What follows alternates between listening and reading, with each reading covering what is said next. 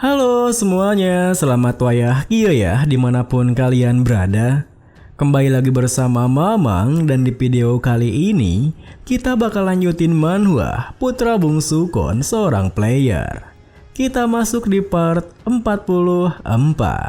Di awal video ini, tentu saja perkataan Raul membuat Piskonjeri terkejut kebingungan. Meskipun begitu, Raul menjelaskan Singret itu adalah indikator seberapa baik indramu terhubung, tapi juga digunakan sebagai ukuran kekuatan.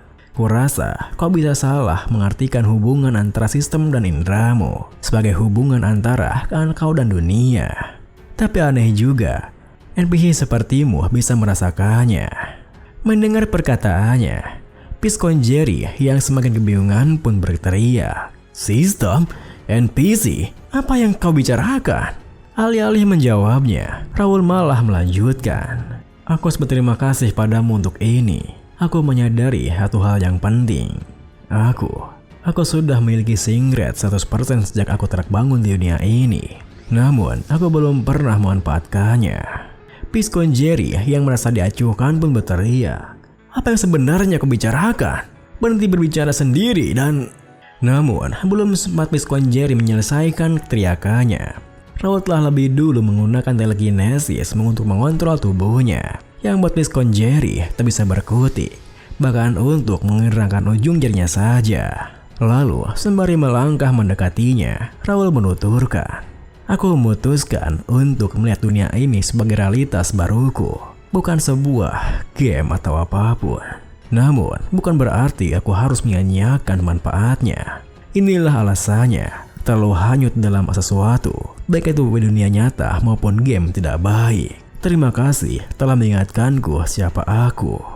Tepat setelah mengatakan itu, Raul pun menghentamkan tinjunya dengan keras. Akan tetapi, meski Piskonjeri telah terhempas mundur, Raul kembali menarik tubuhnya dengan telekinesis, di mana ia segera mengencengkeram wajah Piskonjeri, lalu menghentamkannya ke lantai dengan kuat. Meskipun begitu, Piskonjeri nampaknya tak ingin menyerah di sana, di mana ia mengeluarkan dark energi miliknya sembari berteriak, bocah sepertimu tak akan bisa menghentikan rencana kami yang sempurna. Tidak peduli apapun yang kau lakukan, kau tak akan bisa menghentikan ini. Kerajaan ini akan runtuh. Kekaisaran dan Darmana akan mengambil alih tanah ini. Keluarga dan kesatriamu tak akan bisa melakukan apa-apa. Mereka akan selamanya diingat sebagai pecundang. Memalukan sekali. Kau akan mati tanpa menyaksikan momennya." Mendengar ocehannya, Raul yang merasa bosan pun berkata, Tunggu, skip. Skip dialognya. NPC dengan dialog panjang itu sangat mengesalkan. Aku sudah tahu semua soal questnya. Hentikan bicaranya dan ayo selesaikan ini. Aku sudah lelah dengan ini. Tentu saja perkataan Raul membuat Piskonjeri kebingungan. Ditambah lagi, Raul segera menerjangnya, yang membuat Piskonjeri menggetarkan giginya tatkala ia menyerang balik setelah menahan terjangannya. Namun, meskipun sempat terkejut dengan serangan baliknya, Raul segera mengontrol tubuhnya yang telekinesis untuk menghindarinya, yang membuat Piskonjeri langsung mengejarnya, menyerangnya dengan dark energinya sembari berteriak, "Kau tak akan bisa kabur dariku." Sayangnya, serangan miliknya bisa dihentikan dengan mudah oleh Raul. Ditambah lagi, Raul segera mengontrol lantai yang dipijaknya, di mana ia menarik lantai itu ke arahnya, hingga Piskonjeri yang tak bisa bereaksi pun sama sekali tak bisa mengelak dari tinjunya, dan langsung menghentam keras lantai di bawahnya. Namun, meskipun ia sama sekali tak bisa menggerakkan tubuhnya, Piskonjeri masih bisa tertawa menuturkan, "Siapa sangka ini akan berakhir seperti ini. Aku sudah merencanakan semuanya dengan sempurna. Aku sudah memerhitungkan semua rintangan yang memungkinkan. Tapi rencana itu akan gagal karena bocah random belaka. Aku biasa saja menghancurkan kerajaan ini dan mengibarkan bendera kekaisaran dengan sebagai gantinya." Mendengar semua hal itu, Raul yang berdiri di dekatnya pun bertanya, "Kenapa kau mau melakukan itu?"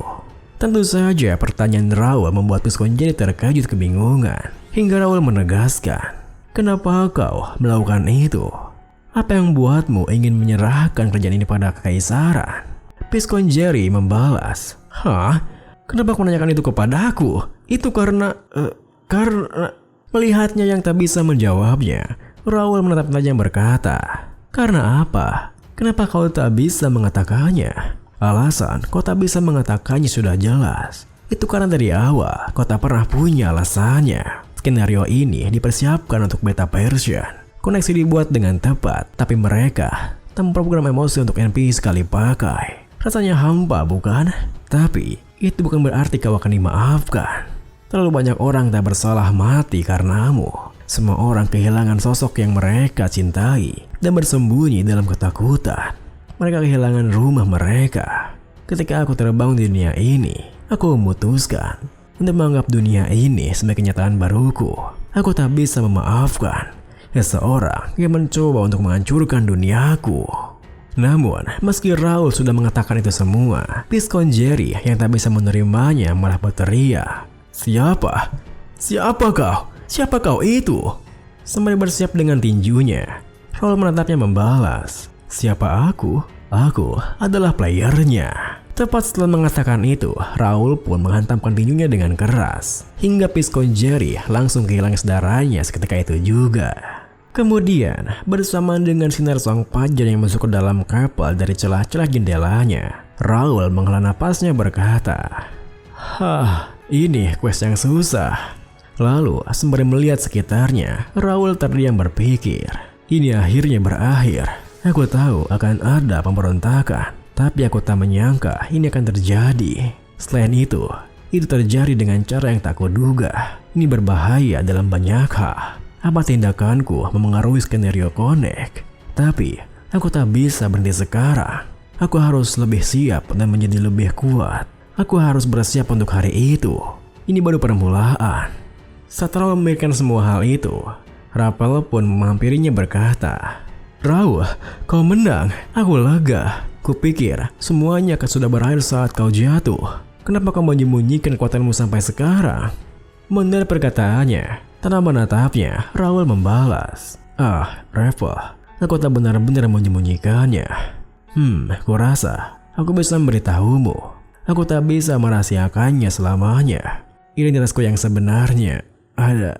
Namun, belum sempat Raul menyelesaikan kalimatnya, ia lebih dulu kehilangan kesadarannya, di mana ia jatuh pingsan terkulai di sana. Yang buat Ravel berteriak mencemaskannya. "Lah, Raul, ada apa? Kau baik-baik saja kan? Hei, Raul!" Dia pingsan ya? Matahari sudah terbit. Aku punya banyak pertanyaan, tapi aku akan menyimpannya untuk nanti. Kau sudah melakukan yang terbaik, Raul. Akhirnya, malam pemberontakan menghilang. Seperti sesuatu tak pernah terjadi saat matahari terbit. Gerbang rank D+, anjing kekaisaran, dan pemberontakan. Hari yang panjang telah berakhir. Seperti yang diperingatkan Rapel, Raul pingsan setelah pertarungan. Kain dan Pangeran Geralt kemudian menemukannya. Philip, Jack, Pierce, Josh, dan Nakia juga mengalami kondisi serupa, di mana mereka melampaui batas hingga sampai pada titik di mana mereka harus tidur selama 3 hari. Meskipun sang raja masih hidup, beliau kehilangan kesadarannya. Beliau sudah sakit dan pemberontakan hanya memperburuk kondisinya. Ia terkejut dengan fakta bahwa pangeran ketiga adalah aktor utama di balik pemberontakan. Lalu, pada saat ksatria Suci dan Dilan tiba di ibu kota, para pemberontak itu sudah melarikan diri. Para bangsawan juga sibuk untuk membuktikan bahwa mereka tak terkait dengan pemberontakan, di mana mereka menyediakan persediaan yang tak terbatas. Akhirnya, kerajaan dan ibu kotanya, Turium, yang menghadapi kekacauan yang belum pernah terjadi sebelumnya, perlahan-lahan mulai pulih.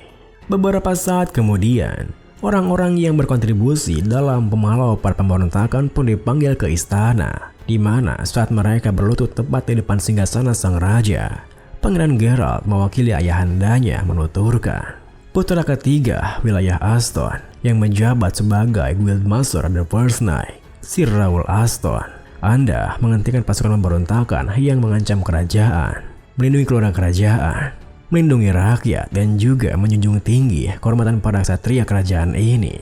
Jadi, saya, Geralt de Ruben, Pangeran ke-6 kerajaan ini, memuji jasa-jasa Anda atas nama yang mulia raja. Untuk menghormati prestasi Anda, kami memberi Anda gelar piskon, tanah, dan tempat tinggal di ibu kota. Semoga Anda terus melayani kerajaan dengan kesetiaan yang tak tergoyahkan. Dengan begitu, setengah tahun setelah Raoul meninggalkan Aston untuk mendaftar di akademi, ia akhirnya membangun fondasi yang kokoh miliknya sendiri. Kemudian, di hari yang sama, pertemuan penting lainnya pun diadakan, di mana setelah orang-orang penting kerajaan Ruben berkumpul di sebuah ruangan, Pangeran Geralt yang memimpin acaranya menuturkan, "Terima kasih telah datang pada saat ini. Ayahku tak dapat menghadiri pertemuan ini karena sakitnya. Akulah yang akan mewakilinya di sini hari ini."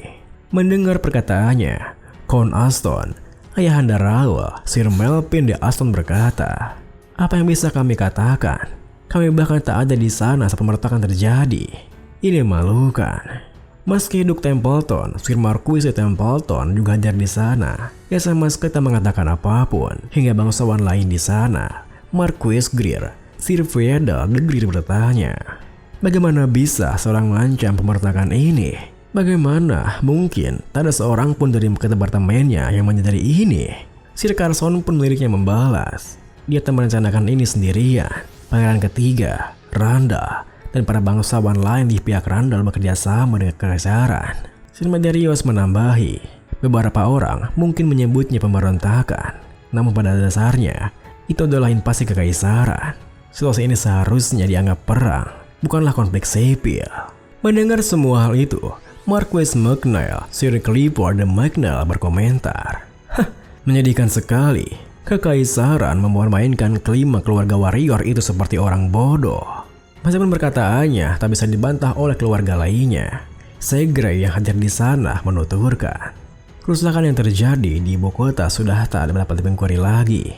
Akademi juga mengalami kerugian yang cukup besar. Banyak cendekiawan akademi yang menjadi bagian dari pemberontakan. Tapi sungguh melegakan, karena yang menghentikan pemberontakan juga berasal dari akademi. Sir Raoul, bagaimana pendapatmu? Berikan kami wawasanmu sebagai orang yang telah menghentikan pemberontakannya. Dengan lantangnya, Raoul membalas, aku tak menghentikannya sendiri. Itu mungkin terjadi hanya karena tekad yang kuat dan kegigihan dari ksatria The First Knight serta para ksatria lainnya. Aku yakin kita harus berfokus pada apa yang masih kita miliki daripada memikirkan pada apa yang telah hilang untuk mempersiapkan masa depan yang akan datang. Tentu saja perkataan Raoul membuat ayahandanya Sir Melvin merasa bangga, hingga putra pertamanya Dylan yang di sampingnya hanya bisa terdiam datar meliriknya. Kemudian Pangeran Geralt menuturkan, Sir Raoul benar, kekaisaran mungkin bungkam mengenai hal ini, tetapi perang telah dideklarasikan. Kerajaan berada dalam keadaan yang berbahaya karena banyaknya kerugian yang telah kita derita. Keluarga warrior harus bekerja sama untuk melindungi kerajaan. Mendengar hal itu, Raoul yang punya kekhawatiran tersendiri pun berpikir, memang benar bahwa kekaisaran adalah ancaman, tapi ada masalah yang lebih besar dari itu. Masalah yang sebenarnya baru saja dimulai. Kita beralih ke kota bebas, Mira, di mana di tengah hiruk pikuk kepada orang-orang di sana terlihat seorang yang bertingkah agak aneh, di mana sembari membuka tudung kepalanya, orang itu bergumam, wah, ini luar biasa. Apa ini benar-benar sebuah game? Game ini menakjubkan. Rasanya seperti di dunia yang nyata. Ternyata orang itu adalah seorang player, di mana ia meski connect sebagai beta tester. Setelah pembuatan open betanya selesai, orang itu bernama Kim Ilwo yang berumur 25 tahun ini. Hidupnya yang tak begitu istimewa diberkati dengan keberuntungan, di mana ia terpilih sebagai menjadi beta tester di sebuah game realita virtual bernama Connect. Kapsul yang muncul di film SF yang pernah ia tonton kini ada di hadapannya. Meskipun ada banyak kontroversi mengenai apakah ini penipuan atau eksperimen manusia, Kim Ilwo tetap mencobanya tanpa keraguan apapun.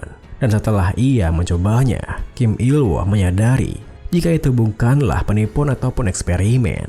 Itu hanyalah sebuah game yang menawarkan realita virtual dan bahkan mungkin lebih banyak lagi. Kemudian, sembari berjalan menuju alun-alun kota Mira, Kim Ilwo yang begitu gembira berpikir, wah, aku dapat mencium dan merasakan angin dengan jelas. Bahkan, NPC-nya pun terlihat seperti orang sungguhan. Apa rasa sakitnya akan senyata ini juga? Ya, itu gak menakutkan bukan? Siapa orang itu? Ternyata di tengah-tengah alun-alun kotanya sendiri, si Reynaldo tengah mengumumkan sesuatu. Selamat datang orang asing. Aku Reynaldo, wali kota dari kota yang bebas ini. Mira, selamat datang kalian semua. Aku yakin semua orang telah mendengarnya tentang pemberontakan di ibu kota. Aku tahu banyak dari kalian yang takut dengan situasi yang belum pernah terjadi sebelumnya ini. Tapi aku di sini untuk memberitahu kalian bahwa kerajaan Ruben masih berdiri kuat. Dan alasannya adalah kebanggaan kota kita, pahlawan di antara pahlawan yang menumpas pemberontakan, si Rawa de Aston dan guild Persnag di sini. Jangan sungkan untuk berkeliling di kota bebas. Tepat setelah mengatakan itu, bersama dengan sorak-sorai orang-orang di sana, si Reynaldo tersenyum bangga berpikir, hai, sudah berapa lama sejak terakhir kalinya aku menerima sorak-sorai seperti ini saat berpidato. Syukurlah aku berpihak pada si Rawa. Pidato ini pun diakhiri dengan, di saat yang sama, setelah mendengar semua pidatonya, Kim Il-wo yang merasa tertarik pun tersenyum berpikir, sudah ada acara ya? Ini tak tampak seperti tutorial dan, pemberontakan? Beginikah awal mula game ini? Persnag. Kurasa mereka adalah kelompok utama dalam game ini. Mereka pasti berhubungan dengan skenario utama, Rawa Aston. Aku ingin tahu seperti apa dia.